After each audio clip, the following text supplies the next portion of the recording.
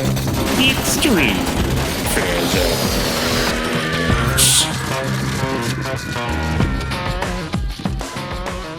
Okay, a question came up. When do we use moment arm to find the angular momentum, and when would we use just the find the perpendicular component of the momentum relative to the velocity vector? So basically, the question is when we go angular momentum equals r cross p. We can calculate the magnitude either by finding the moment arm, which I'm calling r perpendicular, the perpendicular component of the position vector, times p, or we could take the position vector and multiply it by the perpendicular component of the momentum vector. All right, so in your book they had a couple examples in the night text. This was exercise 43, and they had a 100-gram particle moving at 4 meters per second, and this was its position.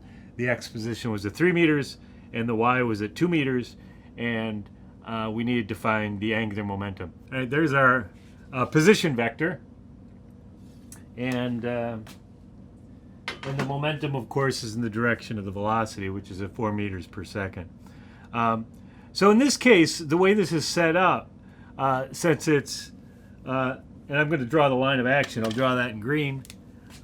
Here's the line of action, like this. In this case, I'm going to use the moment arm times the momentum, because this is the moment arm right here. It's from where you started. It is the perpendicular component of the position vector.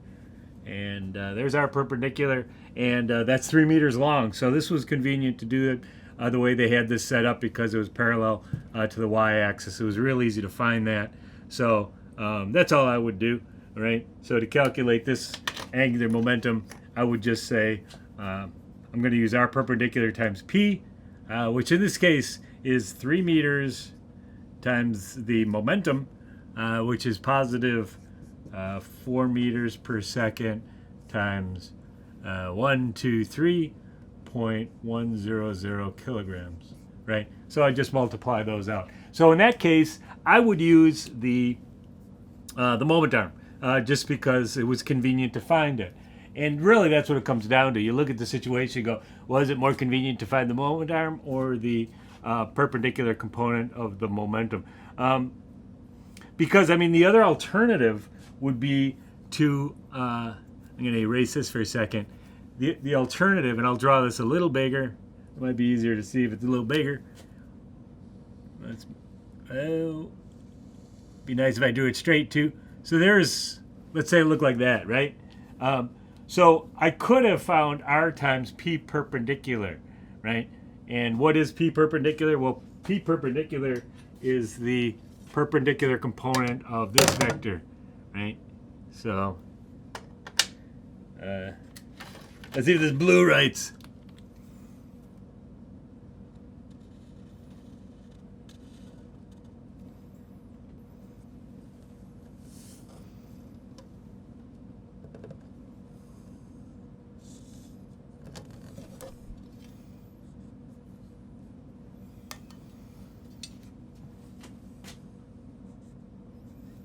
This momentum vector can be broken into p perpendicular and p parallel. The p parallel isn't involved here, so we could multiply r by p perpendicular. We would have to calculate r. I guess we'd use the Pythagorean theorem, and then we would have to figure out what this perpendicular component is. We'd have to figure out the angle and stuff like that. It could be done, but I believe that's significantly more work. So I don't think I would use this. That seems like it's doable, but it's more work. So I wouldn't bother with that. So let's take a look at another example. In this second example, we had a particle, a 200-gram particle, at an angle of 45 degrees relative to the horizontal, going at 3 meters per second, and we needed to find the angular momentum, right? So angular momentum again is r cross p. So to find the magnitude, right, we could either say r perpendicular times p or r times p perpendicular. In this case, the moment arm's not, or the if I were to draw the line of action, we would see the moment arm wouldn't be as easy to find. Let me draw the line of action in green. All right, I think I forgot to mention that we were finding the angular momentum relative to the origin. So I probably should have mentioned that.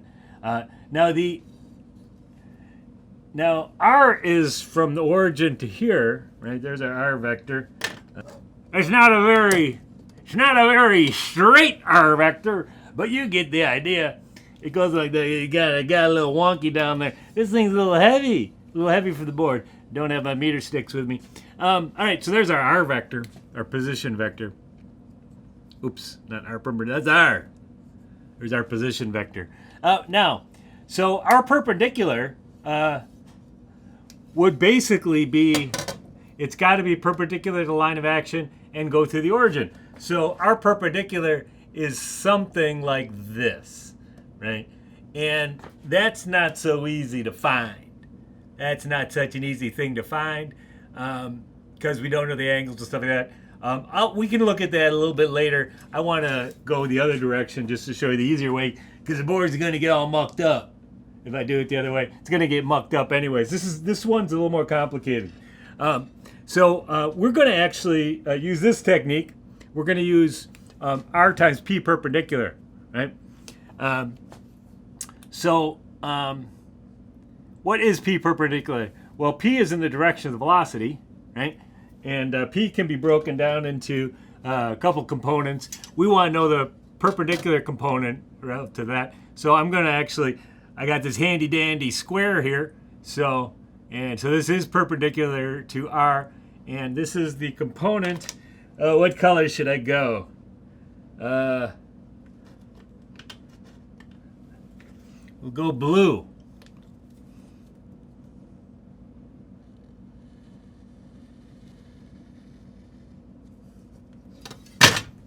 All right, so this is, I will call this V perpendicular because this is V, but this will be the direction of P perpendicular to the momentum's in the direction of the velocity. So that's at right angles. So that is what we're looking for. So really, we kind of need this angle right here. So let me just draw this line right here.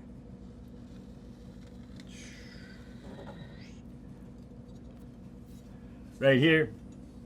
And the reason I drew that is because if we look closely, we know the length of this is 2 meters, and we know the length of this is 1 meter. So from that, we could figure out this angle, right? We could figure out that angle pretty easily. I'll call that theta. And we know that this angle must be 45 degrees. These are right angles here. So this must be 45 degrees, right? So if we knew this angle and that angle, then we would know this angle, this black angle, which is really the one we want. Starting to get awfully tight here. That angle in there is the one we want because if we know that angle, which I will call this beta, if we know that angle, then we could just, we could find that. Because we know the hypotenuse, we know the angle, we could find that side. So first let's find this angle. All right, so it looks like we know that the tangent of theta equals the opposite side, which is 1 meter, over the adjacent side, which is 2 meters. So theta equals the inverse tangent of 1/2, right? 26.6 degrees. That's this angle here. So therefore, beta equals theta plus 45 degrees, which is 71.6 degrees, right? So we got 71.6 degrees is beta. 71.6 degrees. That's the angle here. And then to find V perpendicular, that is the opposite side of this triangle. So I'm going to say, so V perpendicular is going to equal V times the sine of beta, right? So V perpendicular equals 3 meters per second times the sine of 71.6 degrees. 2.84 meters per second. 2.84 meters per second is V perpendicular. So therefore, if that is the velocity of the component of the momentum vector that we want. So if I want to calculate R times P, R is the square root of 1 meter per second squared plus 2 meters squared times P perpendicular, which is its mass, which is, what was its mass? 0.200 kilograms times 2.84 meters per second. All right, so that should be the magnitude of the angular momentum. And of course, the angular momentum is going to be into the board. That's going to be the direction. 1.27 meters times meters per second times kilograms, or 1.27 kilogram meters squared per second is the magnitude. Well, actually, the angular momentum's that, and it's that away. It's into the board. All right, so there we go. There is, in this case, it was easier to find the perpendicular component of the momentum vector relative to the position vector instead of finding the moment arm. Moment arm actually would have been more work, and this was a significant amount of work as it was. So there you go. There's two examples.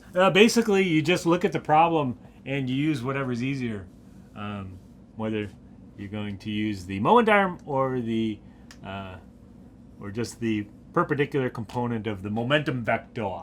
Right? Extreme. Fair zone.